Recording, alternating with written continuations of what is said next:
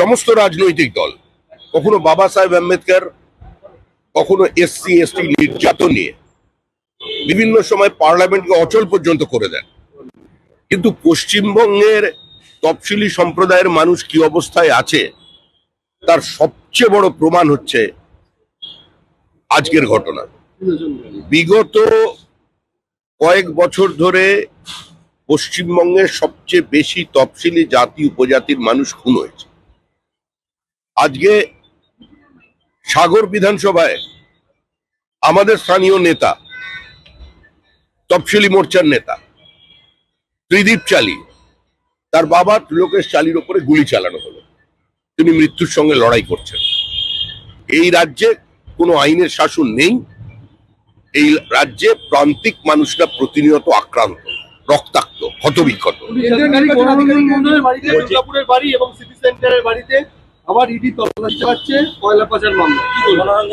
ও ED CBI নিয়ে আমাদের কোনো উৎসাহ নেই।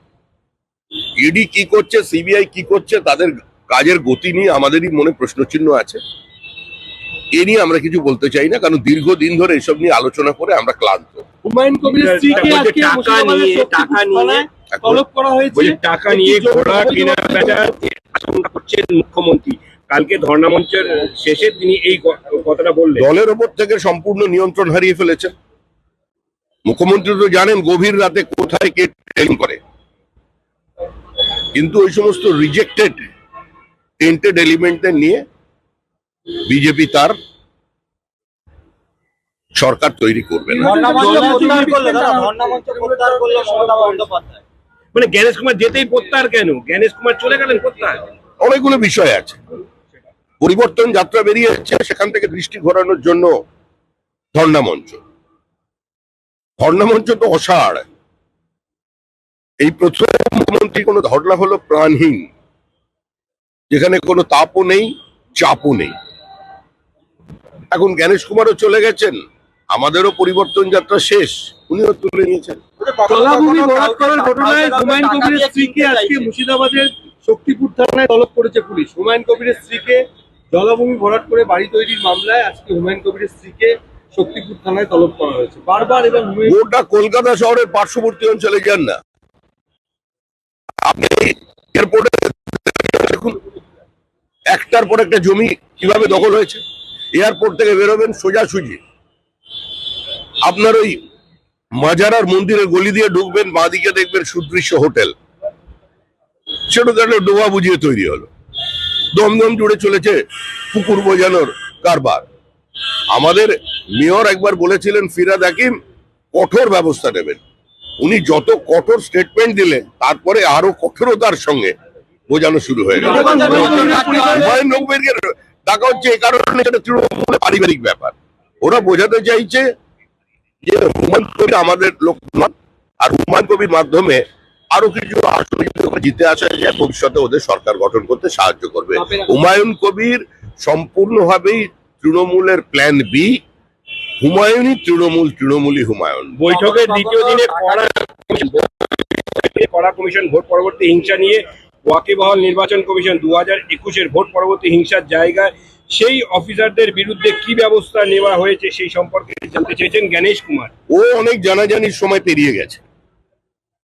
জ্ঞানেশ কুমার কি করছেন কি করবেন এ নিয়ে আমাদের খুব একটা বেশি মাথা ব্যথা নেই। আমাদের অবস্থান অত্যন্ত স্পষ্ট। এসআইআর ছাড়া নির্বাচন করা যাবে না, মাঝপথে এসআইআর কে বন্ধ করা যাবে না। No SIR no vote. আমরা যে ফর্ম 7 জমা দিয়েছিলাম, ইয়ারোরা সেটাকে সিস্টেমে আপলোড করেনি। আমাদের ফর্ম 7 পুলিশ বেআইনি ভাবে বাজেয়াপ্ত করেছে। আমাদের বিভিন্ন জায়গায় কর্মীদের উপরে আক্রমণ করেছে। সুতরাং এরা যা বলছে আর যা করছে তাদের মধ্যে ফারাক কতটা সেটা সম্পূর্ণ ভিন্ন বিষয়। আমরা যে কোনো মূল্যে পশ্চিমবঙ্গ থেকে এই সরকারের বিদায় চাই, কিন্তু নো এসআইআর নো ভোট। গঙ্গাসাগরে বিজেপির মন্ডল সভাপতিকে লক্ষ্য করে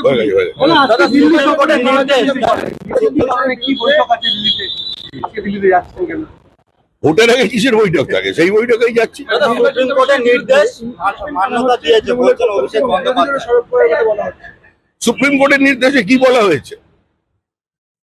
এসআইআর এর প্রক্রিয়া সম্পূর্ণ করতে হবে। নো এসআইআর নো ভোট, আমরা তো স্বাগত জানাচ্ছি। এটা তো আমাদের দীর্ঘদিনের দাবি। নির্বাচন কমিশনের সঙ্গে দেখা করবেন যে এসআইআর সম্পন্ন না হলে রাজ্যে ভোট করা সম্ভব নয়, এসআইআর সম্পূর্ণ না হলে। আমাদের যা বার্তা দেবার আমরা দিয়েছি, যেটা বলার আমরা বলেছি, প্রয়োজনে আবার বলবো, মাঝপথে এসআইআর কে বন্ধ করা যাবে না।